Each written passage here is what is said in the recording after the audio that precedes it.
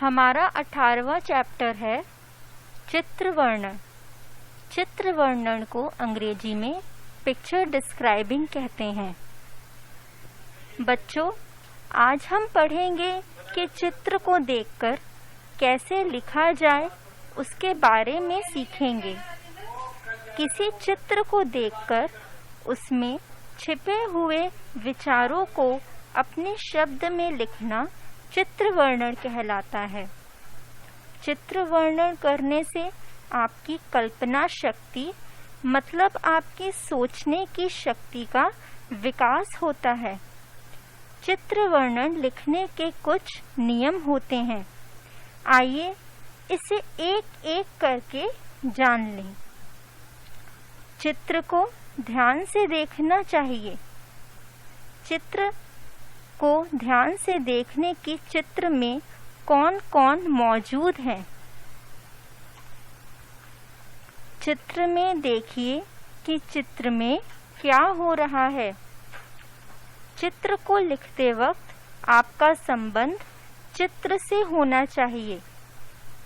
कुछ बातों को ध्यान में रखने वाली बातें। भाषा सरल और स्पष्ट होनी चाहिए। शब्द सीमा का हमेशा ध्यान रखना चाहिए। हमें एक क्रम से वर्णन करना चाहिए। हर चीज के बारे में बताना चाहिए। व्यर्थ की बातें नहीं लिखनी चाहिए। तो चलिए अब हम पढ़ते हैं कि हमारी पुस्तक में इसे कैसे पढ़ाया है। चित्र वर्णन। दिए गए चित्र को देखकर कुछ वाक्य लिखें। आप इन्हें देखिए, पढ़िए और समझिए। रिमझिम रिमझिम बारिश हो रही है। एक बच्चा बारिश में खुशी से नाच रहा है। मेढक टर-टर कर रहा है। बारिश से बचने के लिए कुछ छाते का प्रयोग कर रहे हैं। बारिश के पानी से पेड़ हरे भरे हो गए हैं। अभ्यास। अभ्यास को अंग्रेजी में एक्सरसाइज कहते हैं।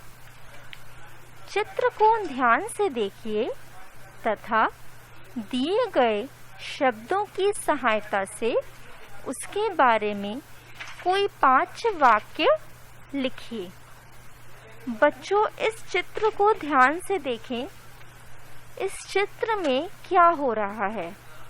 इस चित्र में किसी का जन्मदिन मनाया जा रहा है। बच्ची केक काट रही है। मम्मी पापा तालियां बजा रहे हैं। समोसे रखे हैं, तोहफे रखे हैं, लड्डू रखा है। तो इस जन्मदिन के चित्र देखकर इसमें आपको कुछ लाइन लिखनी है ऊपर के दिए गए शब्द के द्वारा। शब्द जैसे हैं जन्मदिन, गुब्बारे, बच्चे, उपहार, केक, कपड़े, मोमबत्ती और प्रसन्न। तो हम अपना शुरू करते हैं लिखना। पहला, बच्चे के जन्मदिन की पार्टी हो रही है। दूसरा, कमरे में गुब्बारे लगे हैं। तीसरा, बच्चे केक काट रहे हैं। केक पर मोमबत्तियां लगी हैं। चौथा, मम्मी पापा भी साथ में हैं। पांचवा, सभी लोग बहुत प्रसन्न हैं।